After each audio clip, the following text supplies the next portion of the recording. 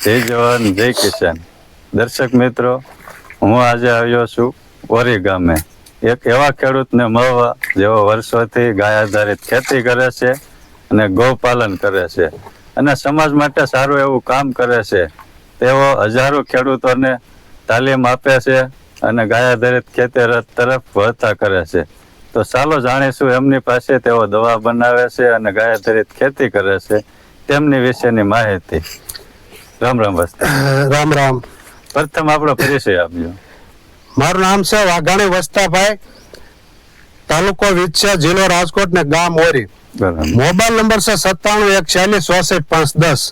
મિત્રો, જે આગલા 7 વર્ષથી પ્રાકૃતિક ખેતી 2019 ની સાલની અંદર જે મેં તાલીમ લીધેલી હતી પ્રાકૃતિક ખેતીની સુભાષ પાલેકર સાહેબની, તો એમાં બધા ફળમાં કઈ રીતે બનાવવા, કઈ રીતે એના પ્રયોગ કરવા, એ બધા હું મારી રીતે શીખી અને હજારો ખેડૂતોને ફોર્મ દેવાળા, જે ઘણા બધા ખેડૂતોને તો રણજીતભાઈ આમાં ઘણી વખતે તો હું ક્યારેક મારી જમીનની અંદર જીવા અમૃત કે આંકડાનું દ્રાવણ કોઈ છંટકાવ કરતો હોય ને, બરાબર, અને કોઈ ખેડૂત અગ્નિ અસ્ત્ર કેવું બનાવતો હોય અને ખ્યાલ ન હોય, મૂંઝાણો હોય ને, તો મારા ખંભે પણ પ્રાઇઝ અડધી કલાક એને વાત કરું છું કે આટલી વસ્તુ આ નાખો, આટલી વસ્તુ આ નાખો.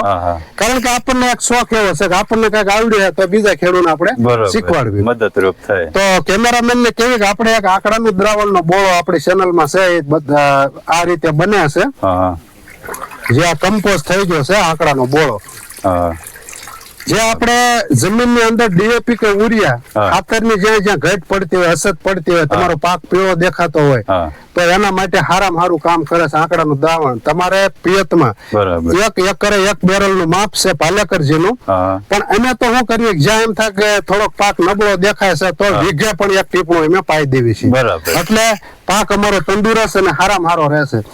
આ રીતે કમ્પોઝ થઈ ગયા કે તમે ગળી અને ડ્રીપ સાથે તમે પાઈ શકો છો, અથવા ધોરિયા પિયત તમે આપી શકો છો. બરાબર. તો આની અંદર શું વસ્તુ છે કે સલ્ફર, પોટાશ અને ફૂગનાશક 3 વસ્તુ આની અંદર આંકડાની અંદર છે.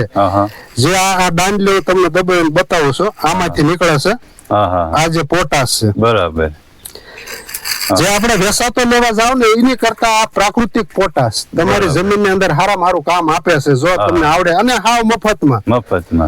પણ કોણ જાણે કુદરત કરે, ખેડૂતને અત્યારે આ તમે જાણો છો વરસાદ થયો કેટલું નુકસાન થયું, અત્યારે બધા રાપા આંગુડે રોવે છે, પણ આવી બધી વસ્તુ કરી અને અડધા વીઘાની અંદર ટ્રાય કરતા હોય ને, તો એમાંથી રિઝલ્ટ મળે તો આગળ વધે. અરે આપણે જેમ બને એમ ખર્ચ ઓછું અને ખેતી કરશું તો જ આપણે લંબશું, નકર તો ભાવ તાલ તો આપણને કઈ મળતા નથી વધારે. બરોબર છે. તો આ રીતે તમે પણ ખેતી કરી શકો છો. એ સિવાય તમે બીજું પૂછો. બરાબર. જેથી કરીને ગાય આધારિત ખેતી કરતા હોય તો દવાનો ખર્ચો બચી જાય. અને એક તો આપણે ઝેર વગરનું અનાજ બધું પકવીએ છીએ, મગફળી હોય કે ઘઉં, બાજરો, તુવેર કે કોઈ પણ વસ્તુ હોય, એ આપણે ઝેર વગરનું પકવી શકીએ છીએ.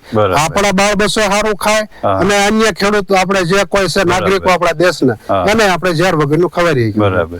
અત્યારે જેમ કહો કે રાસાયણિક ખેતી કરે છે, બરોબર, ઘણા એવા દાખલા બને છે કે જેવો એનો ખોરાક ખાતા હોય તો નાના બાળકોમાં પણ એવી બીમારી થાય છે કે આપણે વિશ્વાસ ન કરી શકીએ. બરોબર છે. હવે તો તમે કદાચ માનશો નહીં, તમારા રૂવાડા પણ ઉભા થઈ જાય છે. કઈ એક જુનાગઢ જિલ્લાની અંદર આગલા 10 કે 12 વર્ષથી એક કપલના લગ્ન થયા હતા ને એના ઘરે સંતાન નતું. બરાબર. 12 વર્ષ સમય વીત્યા કેળે એના ઘરે સારા દિવસો થયા અને ત્યાર પછી એના ઘરે દીકરાનો જન્મ થયો. બરાબર. રણજીતભાઈ, સત્ય ઘટના હે. હવે એ એમના દીકરાના જે હોસ્પિટલ ની અંદર દીકરાનો જન્મ થયો, જન્મ થયા કેળે 3મા દિવસે એનો છોકરો મરી ગયો અને દીકરાનું મૃત્યુ થયું. તમે વિચાર કરો, એક તો 12 વર્ષે જેના ઘરે સંતાન થયું અને એ છોકરો થયો, છોકરો થયા કેડે એ 3 દિવસની અંદર હોસ્પિટલ ની અંદર છોકરાનું મૃત્યુ થયું.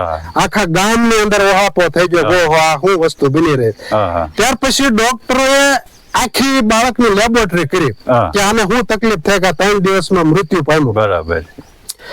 તો એના શરીરમાં એને કેન્સર થઈ ગયેલું હતું બાળકને. તમે વિચાર કરો, 3 દિવસનું બાળક નથી, બહારનું ખાધું પીધું નથી અને બહારની હવા આજે પૂરતી લીધી તો એને કેન્સર આવ્યું. તો ડોક્ટરો મૂંઝાણે કે આટલી બધી આ કઈ રીતે કે હજી આને કઈ ખાધું પીધું નથી અને આને કેન્સર કઈ રીતે. તો પછી ડોક્ટરે સાબિતી કરવા માટે કે આ કયા કારણે થયું, તો એને માના જે આખા રિપોર્ટ કર્યા શરીરના, બરાબર, જે એની માતા હતી ને હા. એના બધા રિપોર્ટ ફરીને કર્યા, બધા રિપોર્ટ કર્યા, હા હા તો એને માના ધાવણમાં 3% કોરોઝનના તત્વો નીકળ્યા. બરાબર, રાસાયણિક દવાના 3% એની માતાનું જે ધાવણ હતું ને હા, હા. એમાં ઝેર નીકળ્યું. હા, હા. એના કારણે એનું બાળકનું મૃત્યુ થયું. તો આટલું ઝેર આપણે જમીનની અંદર આપી છીએ. આ કહેવાનો મારો અર્થ એવો છે કે આ સત્ય ઘટના બની રહે છે આવી ને આવી. 12-13 વર્ષે એક તો દવા લેતા બાળકો જન્મે ને એ આ રીતે ભોગ બની અને મૃત્યુ પામી રહ્યા છે. તો સુભાષ પાલેકરજી છે, આવા બધા ઘણા બધા લોકો એવા છે, અને આપણા તો ભાગ્યશાળી કહેવાય કે આપણા ગુજરાતના રાજ્યપાલ દેવવ્રત આચાર્ય સાહેબ, હા. જે પોતે પ્રાકૃતિક ખેતી કરે છે ને હજારો કિસાનોને આ ખેતી તરફ વાળે છે. બરાબર. પણ ખેડૂતને કોણ જાણે હું ઉજ્યું છે કે નકરા આ મફત થાય છે, તો એ વસ્તુ નથી કરવી. અને એગ્રોની ઝેર વાળે દવા આપણે જો કે ખાતર દવા લેવા લાઈનમાં ઉભો રહેવું. પાયામાં જ સીધો પટ જ ઝેરનો મારવાનો. હા. અને આપણે એક કહેવત એવું હતું, જેવું વાવો એવું લણો, વાવો એવું. કરો એવું ભરો. હા. આપણે પાયામાં દાણાને ઝેરનો પટ મારીએ છીએ તો એમાંથી ઝેર જ ઉત્પન્ન ત્યારે થવાનું જ છે. ઉત્પન્ન થવાનું. બસ આ સ્થિતિ છે ગુજરાતની. બરાબર. દર્શકો, આ એક એવા જાગૃત ખેડૂત છે જે ગાય આધારિત ખેતી કરે છે અને અન્ય ખેડૂતોને માહિતી આપે છે અને તાલીમ આપે છે કે ગાય આધારિત ખેતી કરો, અને ગાય આધારિત ખેતી કરવાના કેટલા ફાયદા છે અને રાસાયણિક ખેતી કરવાનું કેટલા નુકસાન છે. અને એમના યુટ્યુબ ચેનલ છે, ગાય આધારિત ન્યૂ યુટ્યુબ ચેનલ. હા. એમાં ઘણા એવા બધા વિડીયો મૂકેલા છે. જો આપને કોઈ પ્રશ્ન હોય, આપને કોઈ દવા બનાવવી છે, તો તે વિડીયો આપ જોઈ શકો છો ગાય આધારિત ચેનલમાં. જો આપના કોઈ પ્રશ્ન હોય તો વસ્તાભાઈ રાત કે દિવસ કાંઈ જોતા નથી, જો તેમને ફોન કરો, આપનો એમનો નંબર આપેલો છે. જો કદાચ એમનો ફોન ન ઉપડે તો એમને સામેથી ફોન આવશે હા. કે તમારે શું કામ છે, અને પૂરતી માહિતી આપે છે. તમે ગમે ત્યારે એમને ફોન કરી શકો છો. તો આ હતા એક જાગૃત ખેડૂત કે જેઓ સમાજ માટે સારું એવું કામ કરે છે. તો દર્શકો, વિડીયો બહુ મોટો થઈ જાય છે. આપણે મળીશું અને બીજા ભાગમાં કે જેઓ વસ્તાભાઈએ એમની વાડીએ એક એનોરિક બેગ રાખી છે કે જેમાં દવા બનાવે છે. તો એમની માહિતી આપણે આપશું બીજા ભાગમાં. હા. જય ગૌ માતા. જય ગૌ માતા.